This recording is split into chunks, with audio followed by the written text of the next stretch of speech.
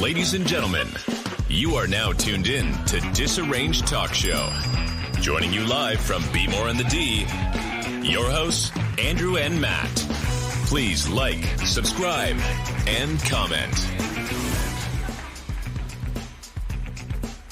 You know, we talk a lot about PTSD on Disarranged. We mainly focus on the veteran side of it. But one thing we never really think about is how PTSD can affect other people in every walk of life. We have a fantastic guest coming on this Friday who's a former NHL goaltender, and he suffered PTSD from a traumatic incident that happened to him in 1989. It hit him so bad that he actually tried to commit suicide, and thankfully his life was spared. He's going to come on and tell his fantastic story about how his PTSD brought him into dealing with veterans and helping the veteran community. Do not miss Clint Malarchuk this Friday. It's going to be awesome.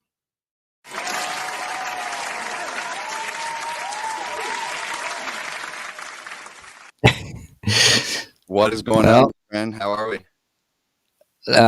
I'm good, but you're lagging a little bit, and that's okay. Ladies and gentlemen, we'll just tell you right off the bat, Mr. Andrew's having some internet issues. So it's pretty typical on my end. So let's try to join us, everybody. We are on episode number 44 here on DTS, known as Disarranged. I just want to do a little housekeeping before we jump into our episode. Want to thank all the sponsors, and especially Neptune's Plumbing and Heating, for sponsoring tonight's episode. Also, next week we're going to be having on a veteran by the name of Dexter Pitts, who is the author of I Am Pitts. You can pick up his book on Amazon. We'll be having the link shared next week during his episode. Pitts is a Army Purple Heart recipient and also a Louisville, Kentucky, Louisville, right? As I say, Louisville, Kentucky police officer, uniformed police officer. Please tune in next week for Mr. Dexter Pitts. Also, I want to give a shout out to our good friend and buddy who is Andrew. Let me take it from you, bud. You're breaking up so bad we can't even understand you. But take it away.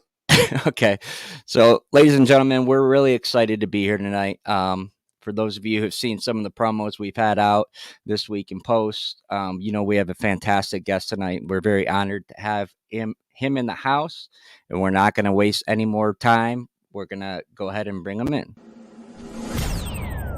Tonight's guest, Mr. Clint Malarchuk. How are you, sir? I'm good. How are you donkeys doing? Well, one donkey can't get his internet going. This is so we do a live show, and this is one of the unfortunate things about doing a live show is sometimes these things happen. But Andrew seems to have it happen quite often as soon as we're doing the show. So, how's the weather there? Today's our last nice day. It was beautiful. We're getting stormy. I'm in northern Nevada, Reno, Tahoe area, and it's supposed to get rough. Maybe a little rain, snow. I don't know, but I'm so grateful I don't live in Canada anymore. Yeah, it's been cold here. I told you before, I live in Michigan, so it's been cold here. And then, of course, today it was like 65, and it's going to be 70 tomorrow. So yeah, the weather's just crazy. But again, I wanted to tell you thank you for being on, Clint, and we're honored to have you here. Let's just start out by, if you could tell our guests a little bit about your childhood, where you grew up, and kind of what led you into getting into hockey. Well, I grew up in Canada, Alberta. Mm-hmm. That was a province, and northern Alberta, to be specific, and that's a cold son of a gun. So what we do up there as Canadians, when you got 8 months or 9 months of winter, that's all we do. We just skate, we go on the outdoor rinks, and we just play hockey. And now I'm turning into a little bit of a pussy because I don't take the cold anymore. I struggle, all the aches and pains, of a career in hockey. And I got a buddy here too that played for the Philadelphia Flyers.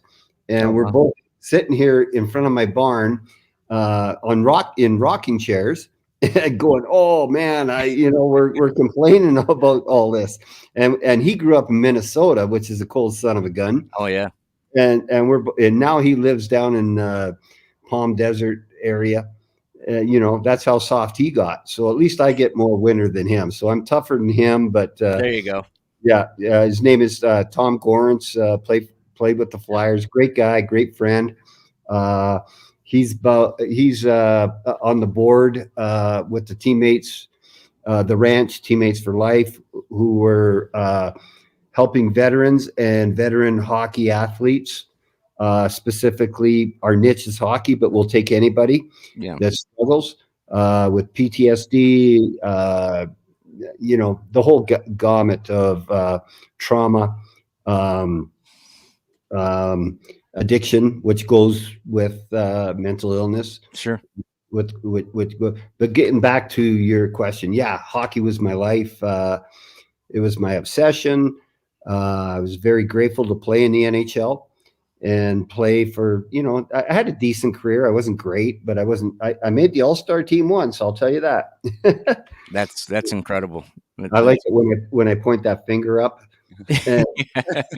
because I just noticed it myself. I go, that son of a gun is crooked. It's not supposed to look like that. right. So it's good for picking your nose, and it's a good scoop. So hockey was my everything. Hey, Clint, what's going on? I hope I'm coming in a little bit better. Matt did a good job introing, but thanks again for being here. I've always wanted to ask somebody, what's it like being drafted in the NHL? For me, it was my first year of eligibility. At 18 years old, I didn't get drafted, and I was devastated. I was totally just crushed, and I didn't have a good year. And but I still thought that I'd get drafted, and I didn't. And next year I got drafted, and it was like, holy crap.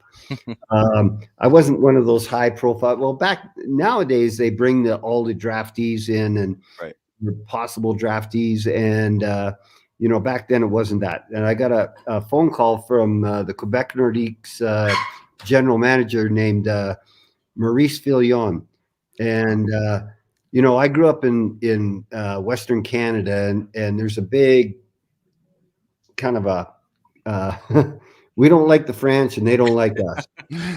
So when I got drafted by Quebec, I was like, oh, no, don't let me get drafted by anybody but Montreal or Quebec.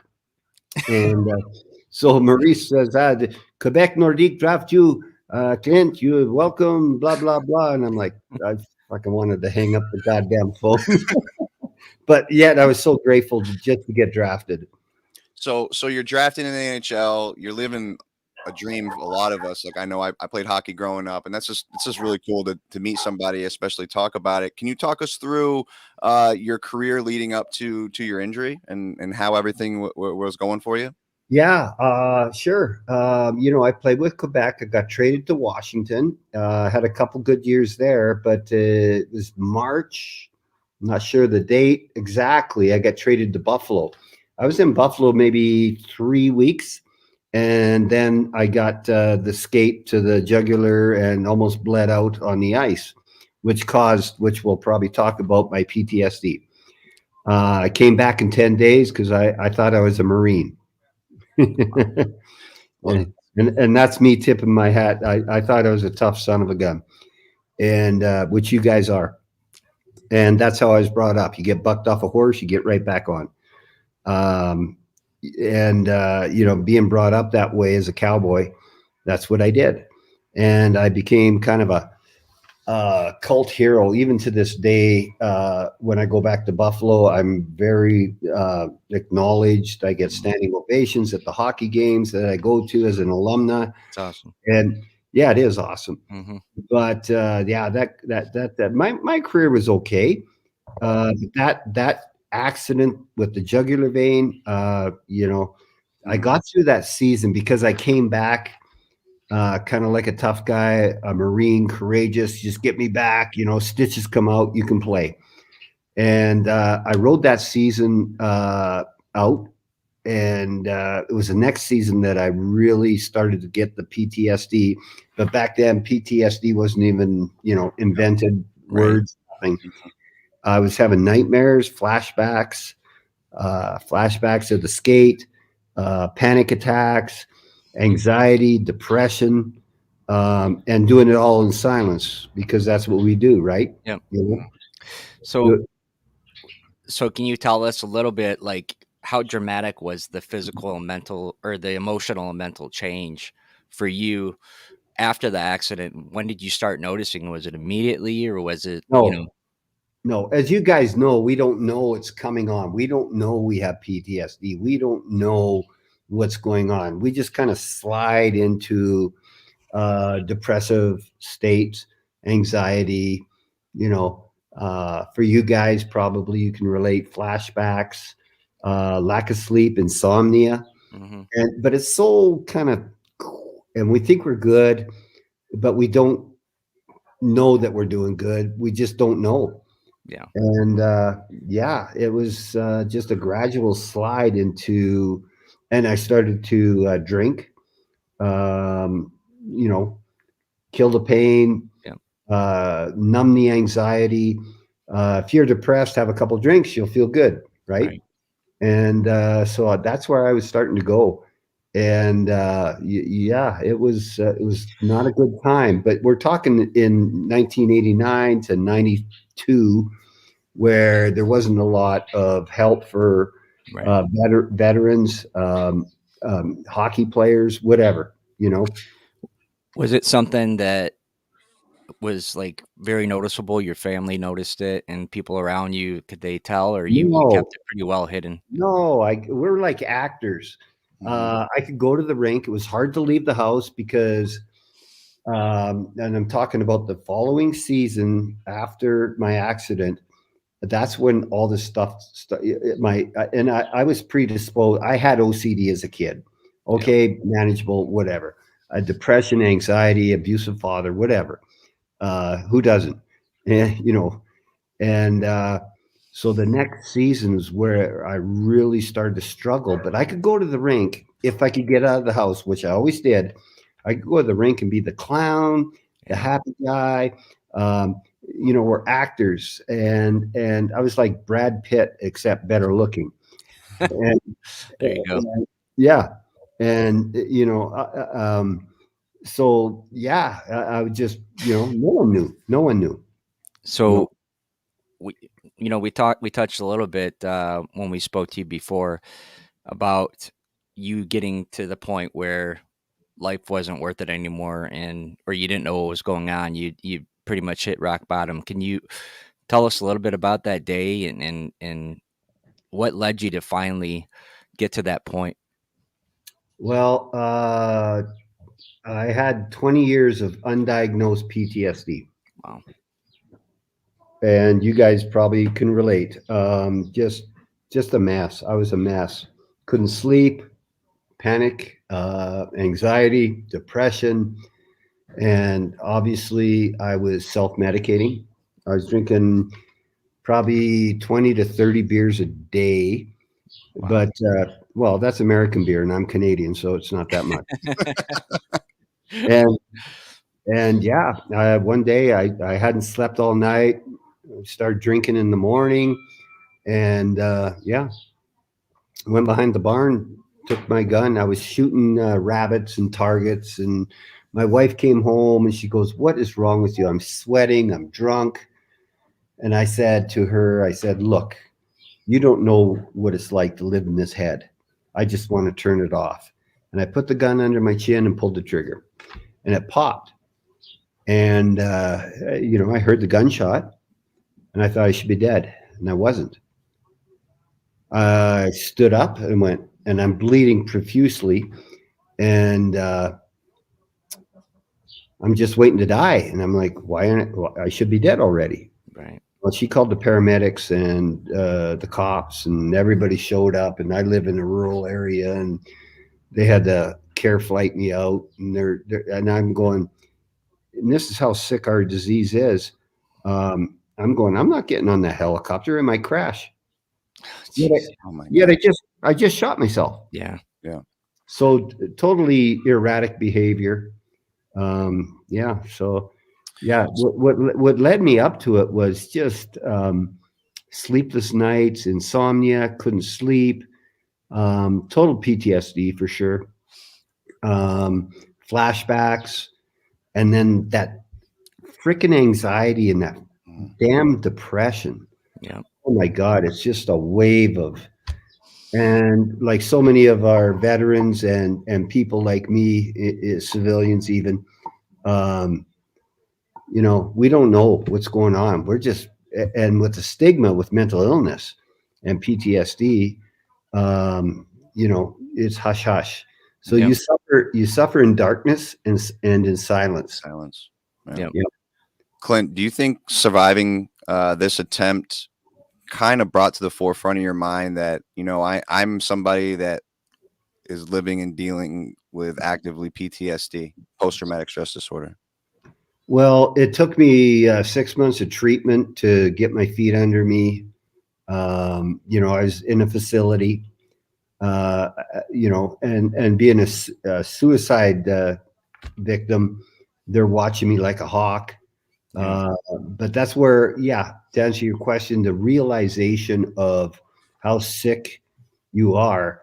But it was amazing because when I was in this facility, the first 2 months are going, you got PTSD. And I'm like, why? What do you mean? That's a military deal. And they're going, well, you know, what was after your injury in Buffalo? What was it like? And I said, and I started to reflect on that. A couple of days later, I go in and tell that therapist, yeah, that's where I really started to nosedive. That's where my career nosedived. Everything went downhill. But the PTSD as acceptance, because, you know, we're men and we are warriors. I was an athlete. I'm not near the warriors you guys are, but, you know, I feared for my job every day. You know, that, you know, you play hurt. Mm-hmm. Because if you don't play hurt and somebody gets a chance that's behind you, you might be out. He gets hot. And so, yeah, so I had a lot of things going through my mind. Absolutely. We had talked about this the other night when we first connected, and I've thought of the question since then. Relating your OCD and the PTSD, do you think that they're closely related now that you struggle with both of them, or one was an onset of the other during certain times of your life? Well, yeah, because the OCD stress and with the PTSD, and I'm not sure what I'm thinking. I'm going through these cycles of depression and anxiety and everything. And when I do that, go through those cycles, I would start to act out with my OCD. Okay. You know, repetitions, checking things. You know, I have a ranch here. And so I'm always checking water, checking animals. Yeah. I think it's related for sure. It's just something that being able to have some sort of control when you're out of control, or you don't feel that you're in self-control. I think that's probably what that relates to. But now that you've been diagnosed with post-traumatic stress disorder and you're learning that it's an actual chemical change inside the brain, and that you are now closely related to American to veterans, can you tell us and our audience how you got involved with veterans and kind of what's going on with that? Yeah, I sure can. I've always loved our military. And I use this when I public speak. I always show slides of the military because I got to work with the military here locally, a couple hours away, and they were sending active troops to Afghanistan, and they needed a cowboy to teach them to catch a horse, ride a horse, saddle a horse, all that. And I thought that was pretty cool that I got to interact with them and everything. And then I found out I only had these veterans for 4 or 5 days. Not veterans. I keep saying veterans because that's my passion. These active military. I thought, wow, how mentally tough do you have to be to get 4 or 5 days of instruction on horsemanship, and then you're going to Afghanistan to look for bin Laden in the caves, and you might get shot at. Yeah. And these horses aren't, you know, like I was like, wow. And yet we have them come back, our veterans, come back and die by suicide, 22 a day with PTSD. My point is the toughest people in the world is our military. That's the toughest job in the world. So that being said, it doesn't matter how tough you are mentally. Mm-hmm.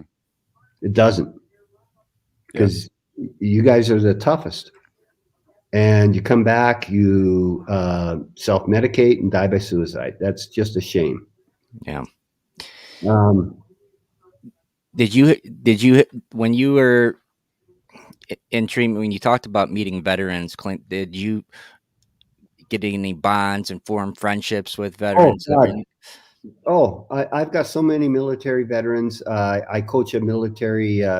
We got this thing called, it's a branch of the Wounded Warriors. It's called USA Warriors. It's a hockey group.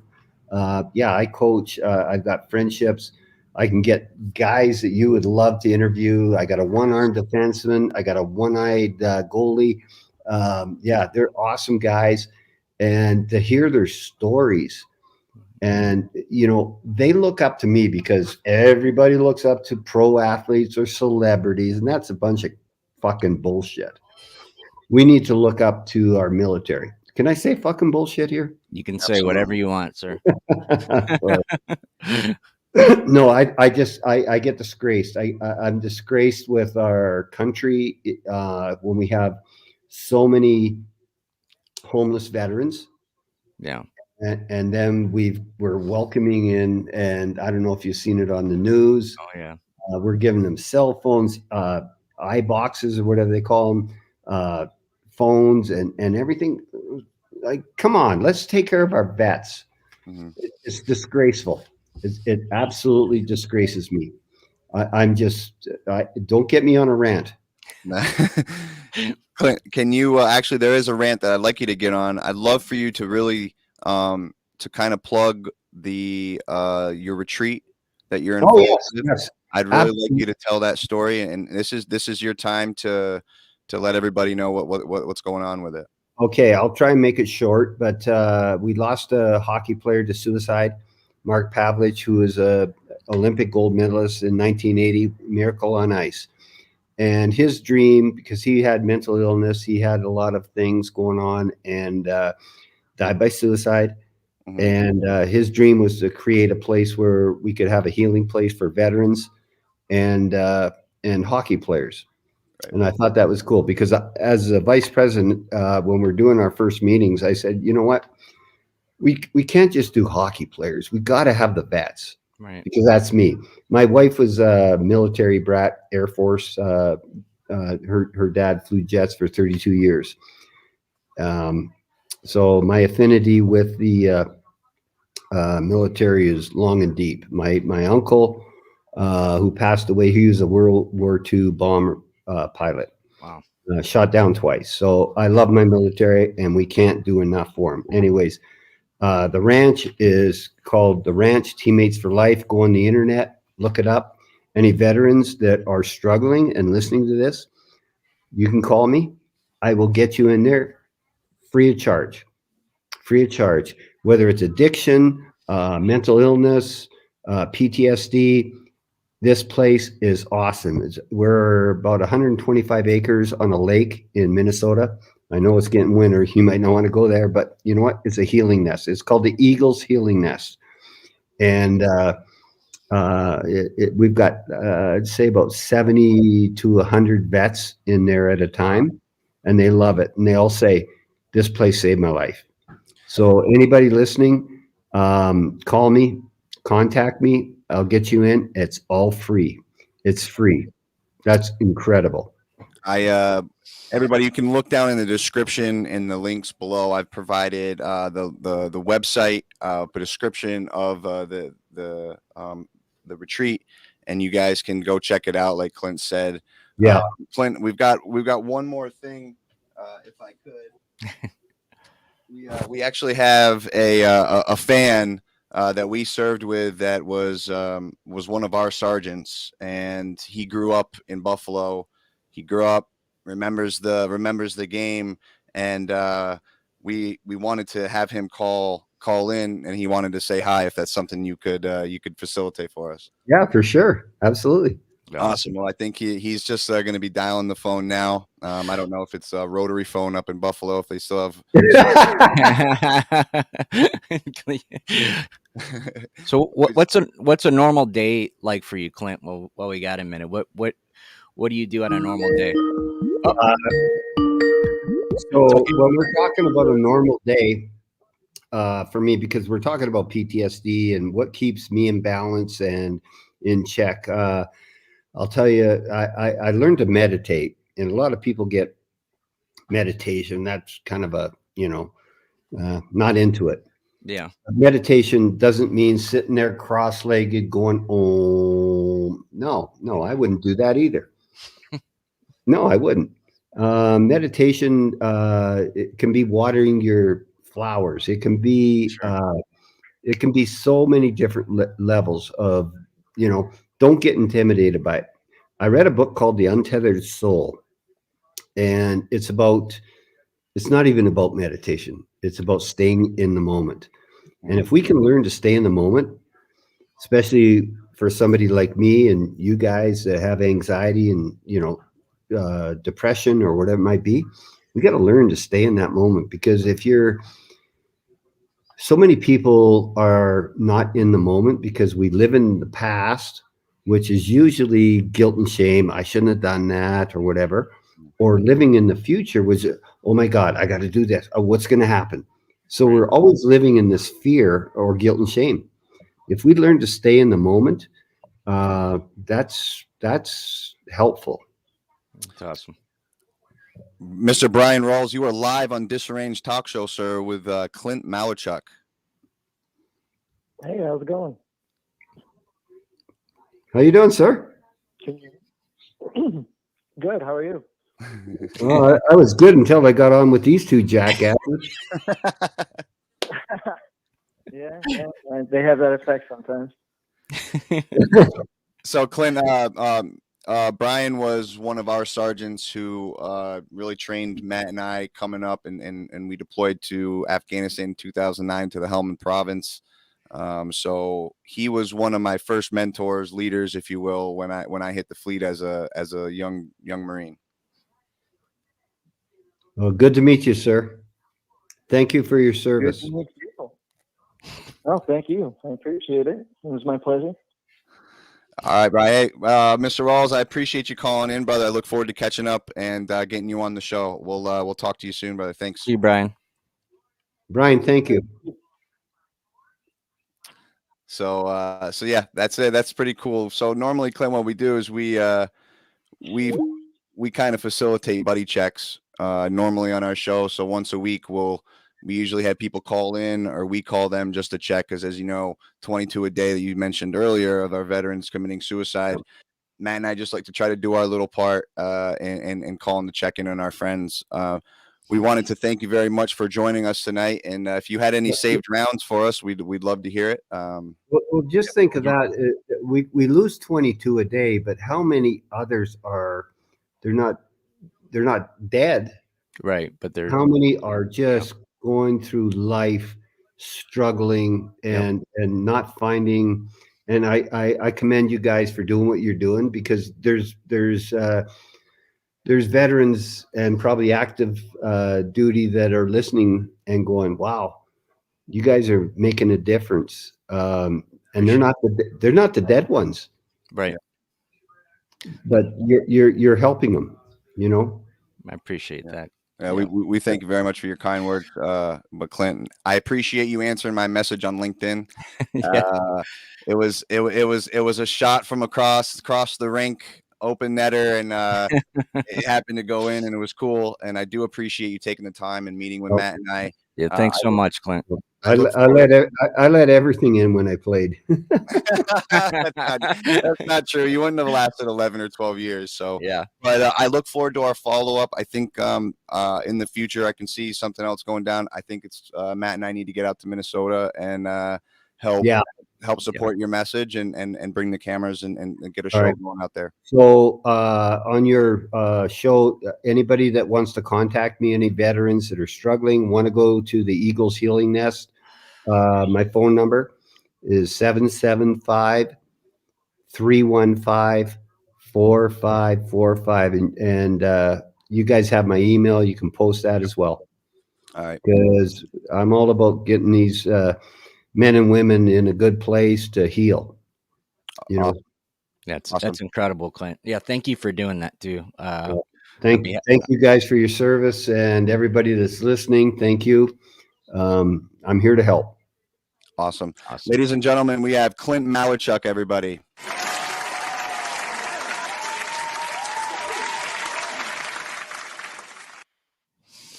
What a show. That was good, buddy. All right, ladies and gentlemen, thank you very much. Stay tuned for our next segment, and this is going to be a word from our sponsor.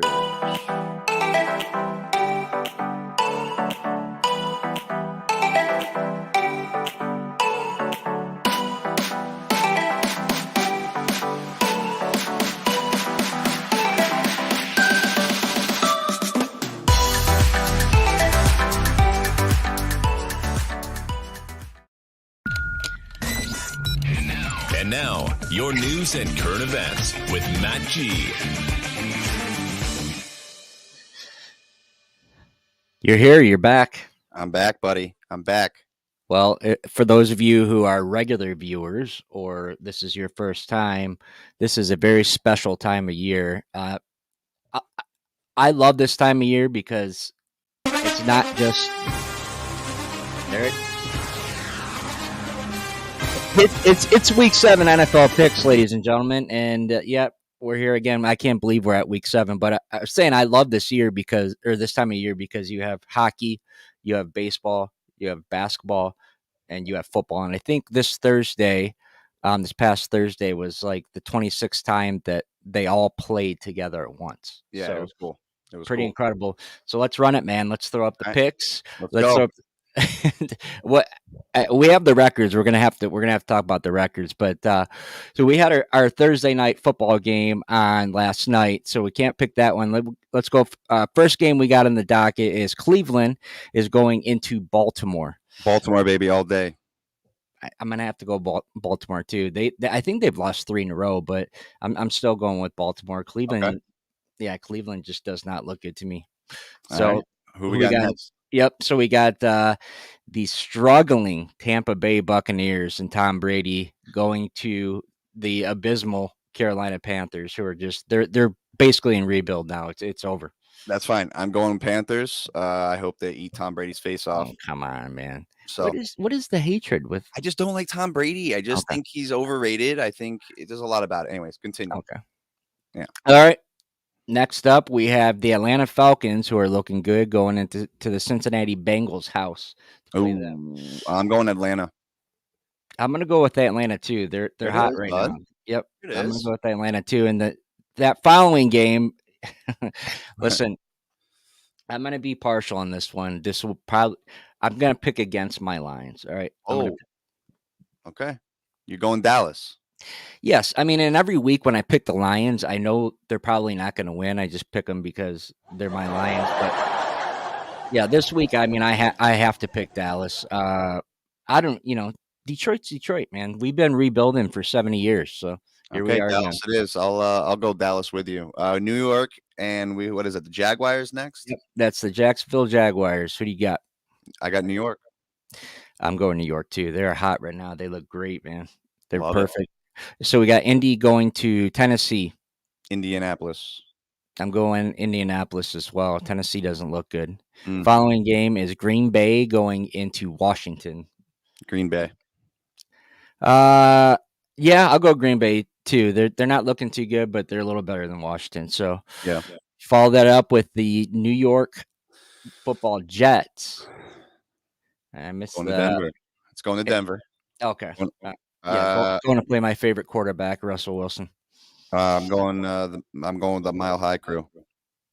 Okay, I'm gonna go with Denver as well, actually, which is kind of crazy, but I'll have to take Denver in this case. All right. Our next game is the Houston Texans going to the Raiders. I'm gonna go Raiders because my buddy Nabil Hamid loves the Texans, and I just like rooting against them. So if you're watching, Nabil, please like, subscribe, and share with your friends. Yeah, I'm going Raiders. So very good. All right, what do we got next, pal? All right, next up we have the Seahawks going to the Chargers. Seahawks. I'm going Seahawks as well on this one. Follow that game up on Sunday. This is an afternoon game. Kansas City goes to San Francisco. Who do you got? Ooh, Kansas City. I'm nah, I don't know. San Francisco just got Christian McCaffrey, and they said he's going to play. So actually, I'm going to go to San Francisco. I'll pick against you on this one. Next up, we got the Pittsburgh Steelers going to the Miami Dolphins, who get Tua back. They get their quarterback back this week. I'm going Steelers. I'm going to go Miami on this one. So right. I'm against you in this one. And then our Monday night game, the last one of week 7, is the Chicago Bears versus the New England Patriots. This is, man, the primetime schedule for NFL this year has been really, really bad. And this is just another bad game, but I'm going to pick the Bears in this one. I'm going the Bears. So there it is, folks. That is our week 7 picks for the NFL. We'll be doing this every week, and I am beating Andrew. I know I'm beating you right now. All right. Well, we're going to have to go look at the stats, but what do you got for current events tonight, Matt? All right. So I got a few current events, some interesting stories that I found, and I was going through the Military Times. I wanted to check out what's going on in the world of our military, and found that there was a new study that was done by the Heritage Foundation that has put a definitive rank on the services, right? The Big Report is called. The Big Report is what it's called. It's back the 2023 index of the U.S. military strength, found the entire U.S. military's warfighting capabilities to be unusually deficient at this time of year. Yep. Ooh. So they said that the United States military posture can only be rated as weak. Yeah. That's as a whole. All right. So, but I'm going to caveat to that. Here we go. I'm going to caveat to that. They did, however, and this might shock some people, say that one branch has managed to rise above, despite the other branch's collective failures. Ooh. And that is the United States Marine Corps. Let's get it. Let's go.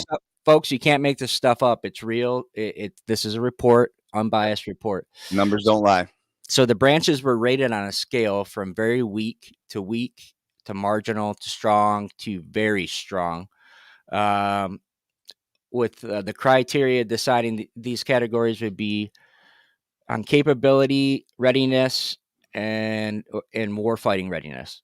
So the breakdown of ratings were not reflective of the troops themselves. Meanwhile, the study looked at the current assessment of forces, the force levels likely needed to defend the U.S. interests against major enemies in a threat. So the Marine Corps and the nuclear forces, I don't know. I looked at that. I don't know what the nuclear force. I guess it's our nuclear weaponry. Yeah, I would imagine. So they said the Marine Corps and the nuclear forces are strong. They rated it strong, so it didn't get very strong. And they took the Air Force as very weak. Wow. Rated as very weak. And then the Navy and the Army and Space Force came in as marginal. Wow. So they noted on the report that this is the logical consequence of years of sustained use of unfunding, poorly defined priorities, wildly shifting security policies, exceedingly poor discipline in program execution, and a profound lack of seriousness across the national security establishment, even as threats to the U.S. interests have surged. It's crazy. Like where's the checks and balances on this, man? Like who's overseeing this? Who's overseeing the report or overseeing the military? Yeah, like who's looking? It all goes to the Secretary of Defense. That's his baby, right? Nice. I would imagine that's a direct reflection on his policies. Right.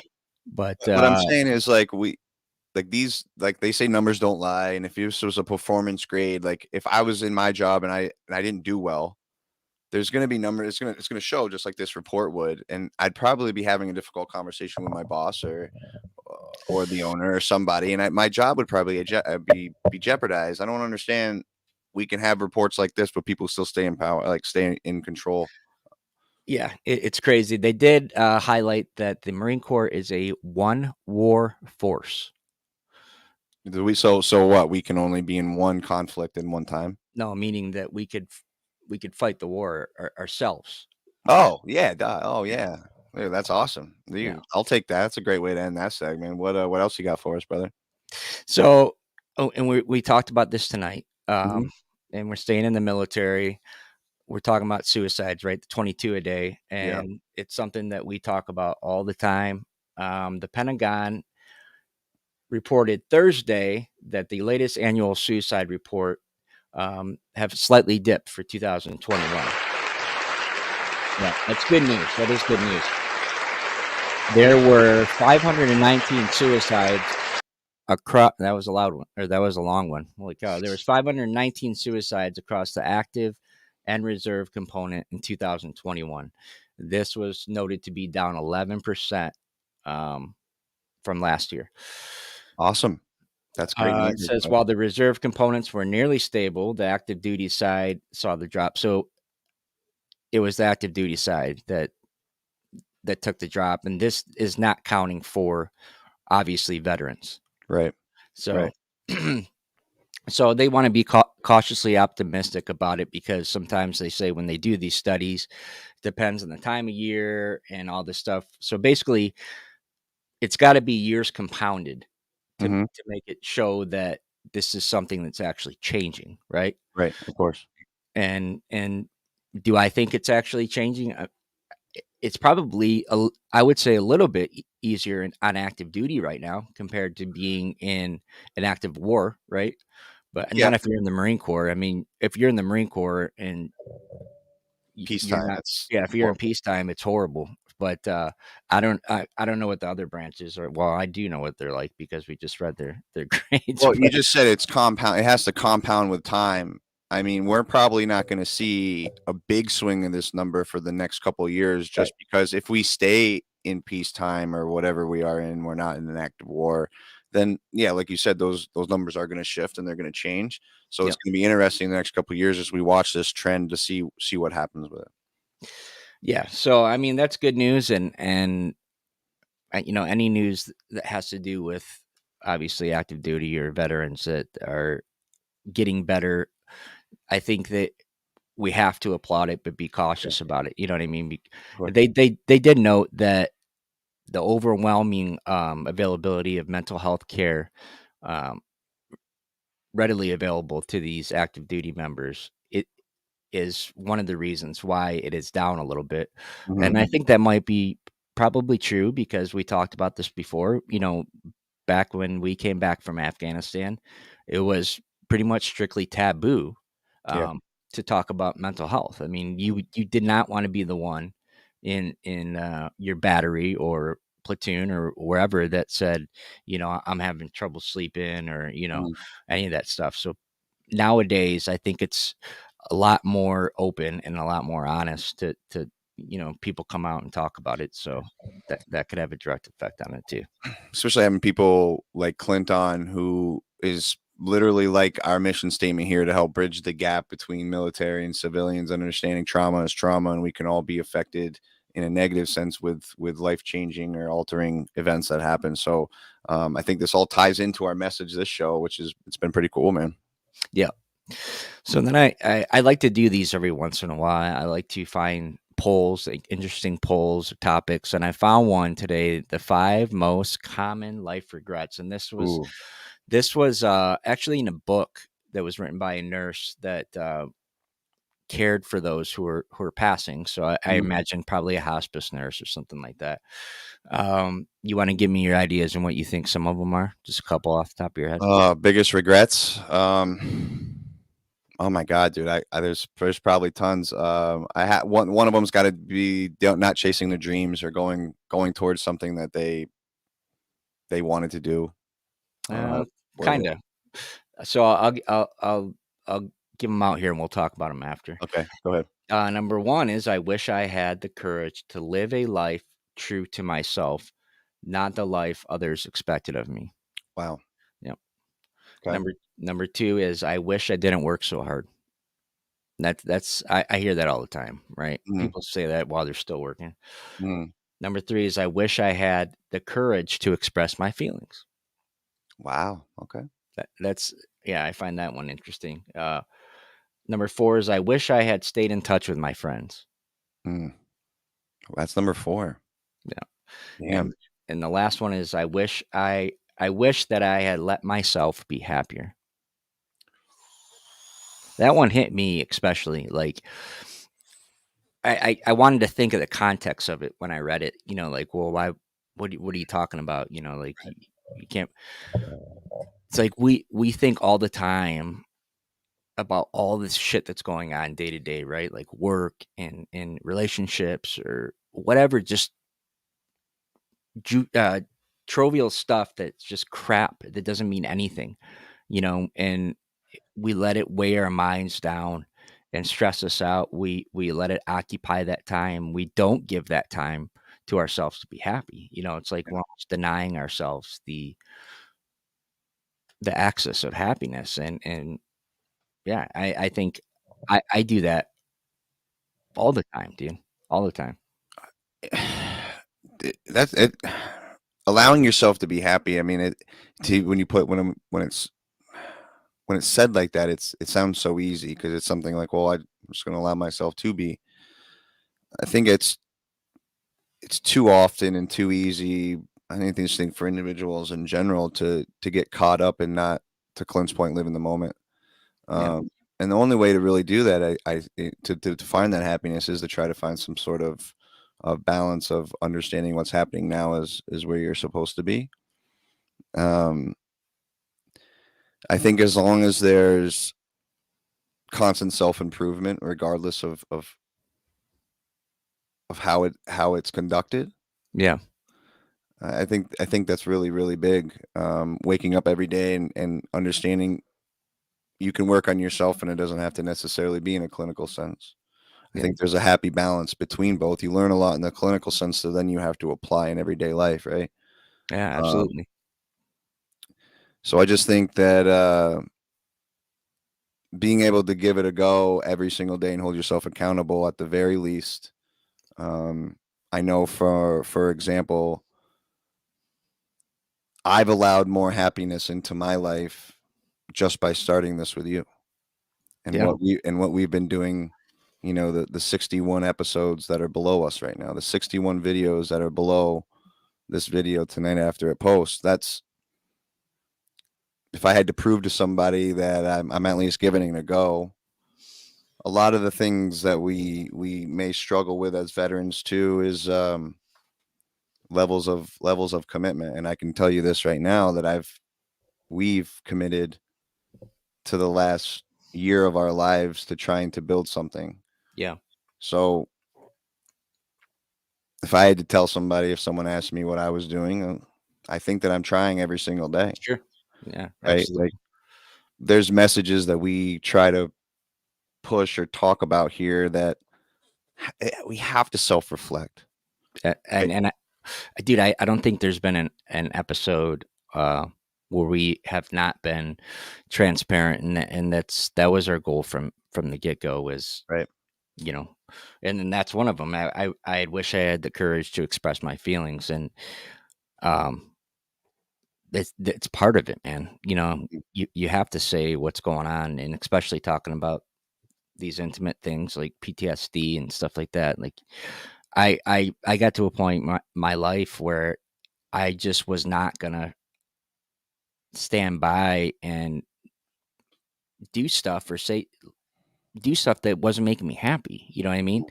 Like I just all this crap was going on, and I never said anything. I just let it pile up, bottle up, and taking it out on myself. You know what I mean? But self-medicating with substances and shit like that, because I didn't have the courage to say how I felt about stuff. And You I get embarrassed. You think Yeah. you're embarrassed. It's like Clint said, you're not a man, you're not strong. And it's really, it's the complete opposite. Yeah. But also another point too is this talk therapy thing is such a big thing in the clinical sense. Like we may not be doing it by the book, but we talk about our shit every single day. Yeah. We've been talking every single day for the last 52 weeks. And every single day, there hasn't been a day that's gone by that you and I haven't talked about something big in life. And like, that's true. Just spitballing ideas. And just, so it's like, there's the work, right? I'm the type of person that I think that I need to obviously do my own work, but I do need therapy. I do need to be a part of that system or that whatever you will. But it's also what this show's done for me is held me accountable to what we are talking about. Yes, absolutely. Right. I'm not perfect. I've slipped. I've had my episodes. I've fallen off track, but this show has made me come back and circle around.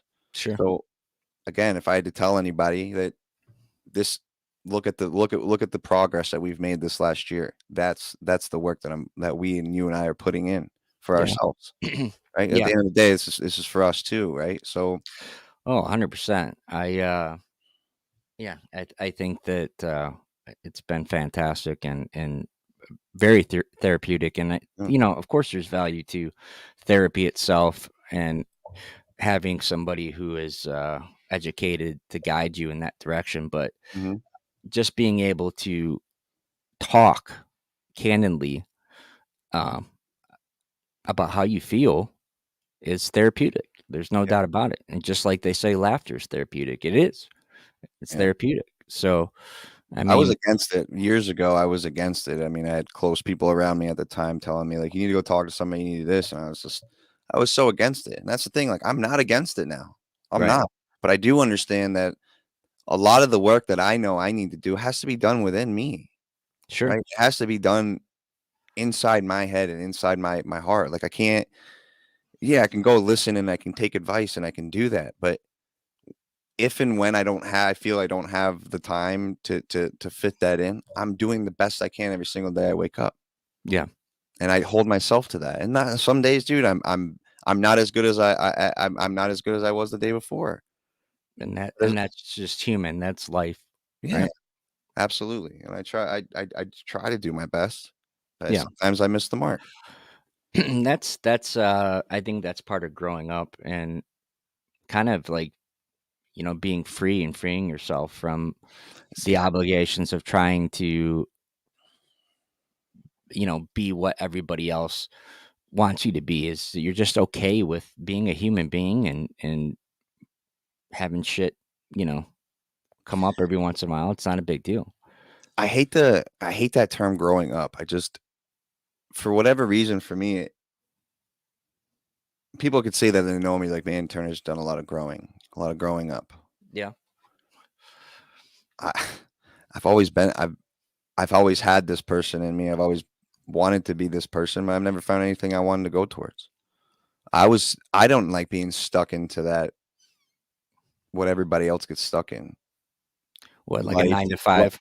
Life, work, that type of shit. Like I'm never going to be happy until I'm either a part of something bigger than myself or I create something bigger than myself.